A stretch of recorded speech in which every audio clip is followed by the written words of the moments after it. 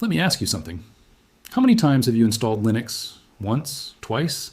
Maybe 5 or 6 times on different machines with different distributions, different partition schemes, different desktop environments? Each time feeling like this is the one that's finally going to stick? If that sounds familiar, I want you to stop what you're doing right now. Because I'm about to tell you something that nobody told me before my first installation, and nobody told you either, and it's costing you weeks of your life every single year. The Linux reinstall cycle is real. It is extremely common, and it is almost entirely preventable. The reason you keep ending up back at the installer isn't because Linux is hard. It isn't because you're not smart enough. It's because there are 6 specific decisions that look completely harmless inside the installation wizard, that are quietly planting the seeds of every future crash, boot failure, and workflow breakdown you will experience. And by the time those consequences show up, they feel random and mysterious, but they are not random. They are predictable, they are traceable.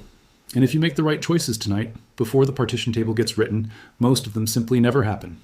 Let's start with what's actually happening out there in the regulatory world, because this isn't one government moving cautiously in one corner of the planet.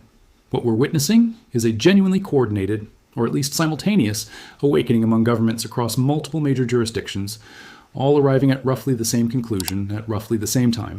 The internet needs gatekeeping mechanisms for certain categories of content, and the mechanism they've landed on is age verification. The United Kingdom passed its Online Safety Act in 2023, which establishes concrete age verification requirements for platforms hosting adult content, with Ofcom already publishing implementation guidance and compliance deadlines that are not theoretical. They are approaching. The European Union's Digital Services Act includes age assurance provisions that apply to designated platforms, and while the EU's framework has its own bureaucratic texture, the direction is unmistakable. And in the United States, where federal consensus has been difficult because of the constitutional complexity surrounding First Amendment considerations, states have been moving independently, producing a patchwork of state-level age verification legislation that, taken together, creates a compliance puzzle that's arguably harder to navigate than a single unified national law would be. What this means in practice is that no single platform operator can look at any one of these regulations and say, that doesn't apply to me.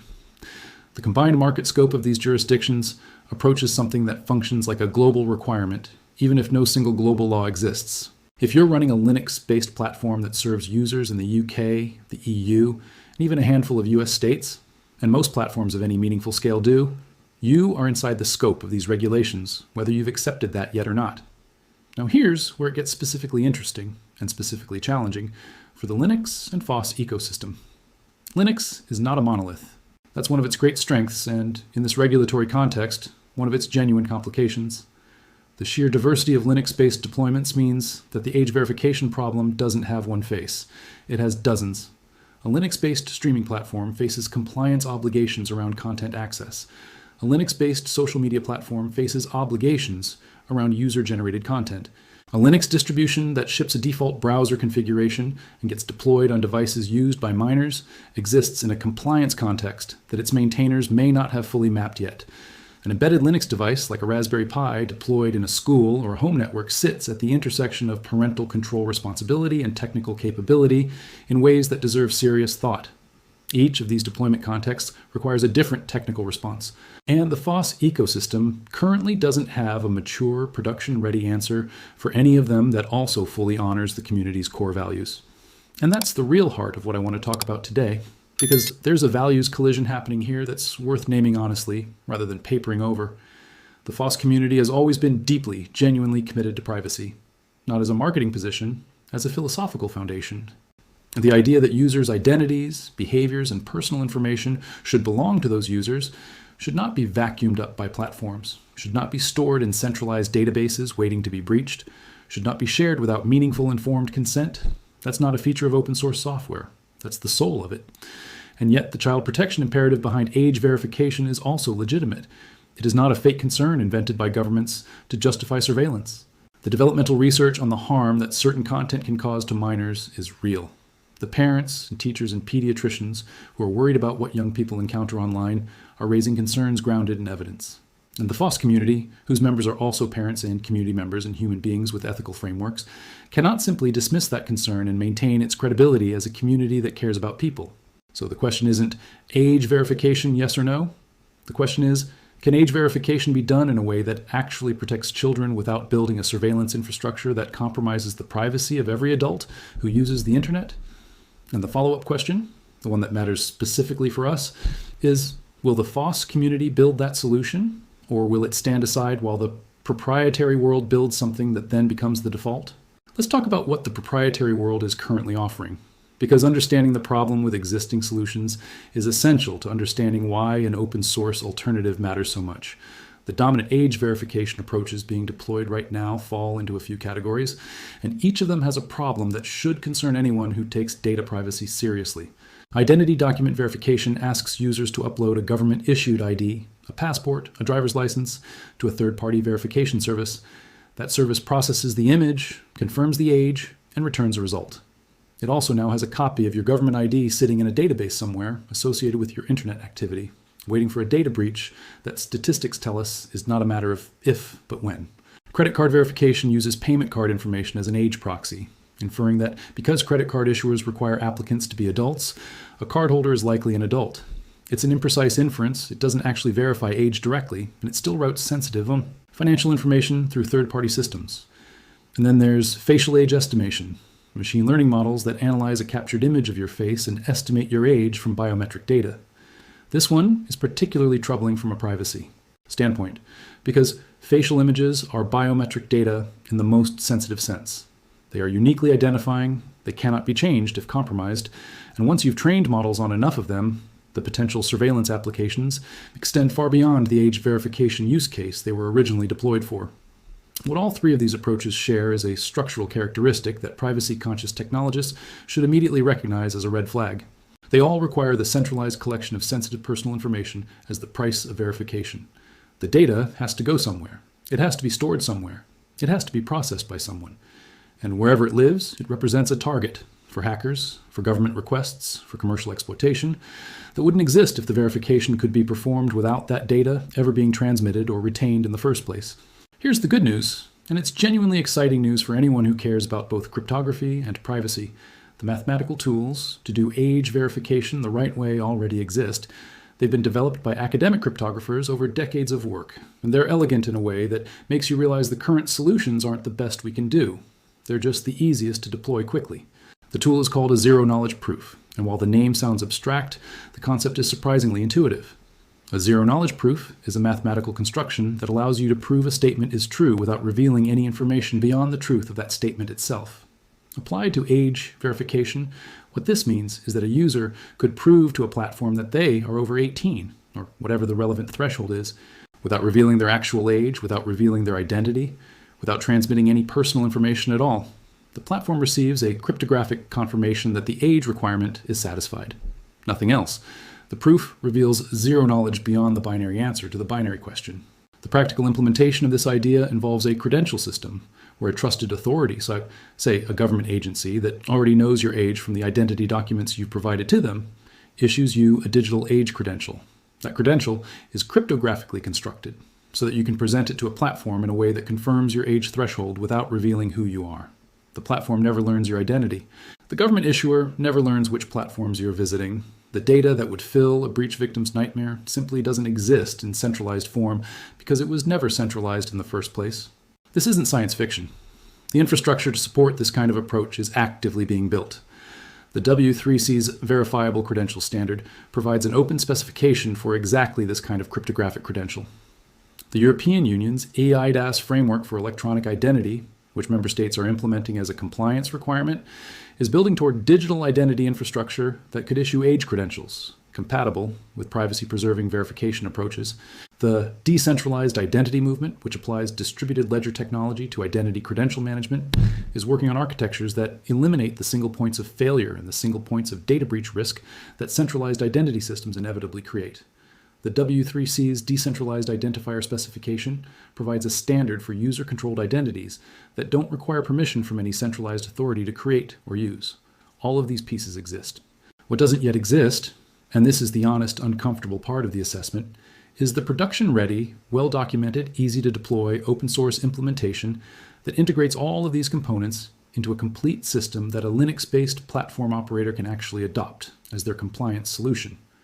The zero-knowledge proof research is present, The standards are available, the decentralized identity infrastructure is partially deployed, but the thing that a platform operator needs, a complete system with the maturity, the documentation, the regulatory acceptance, and the ease of deployment that turns theoretical possibility into practical compliance, that doesn't exist yet in the FOSS ecosystem with the readiness the regulatory timeline demands. Let's talk about some specific deployment contexts that make this problem concrete. Because I think sometimes the regulatory discussion stays too abstract and people don't feel the urgency in their own situations. Take content delivery networks. The majority of the global internet's content delivery infrastructure runs on Linux. Open source CDN software like Varnish Cache operates as the serving layer for enormous amounts of web traffic. When age verification requirements kick in for the content being served, that serving infrastructure needs to be able to check age verification status as part of the access control flow. That's not a front-end problem. It's an infrastructure problem that runs deep into the stack. Take the Tor browser, which is fully compatible with Linux and whose entire value proposition is anonymous browsing. Age verification requirements create a specific and genuinely difficult challenge for anonymous browsing use cases. The whole point of Tor is that the platform you're visiting can't identify you. But if the platform needs to verify your age before granting access, and age verification currently requires identifying yourself, those two things are in direct conflict.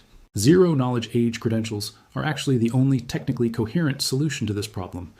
Credentials that can confirm an age threshold without revealing identity, issued through a channel that doesn't link the credential to the platform visit.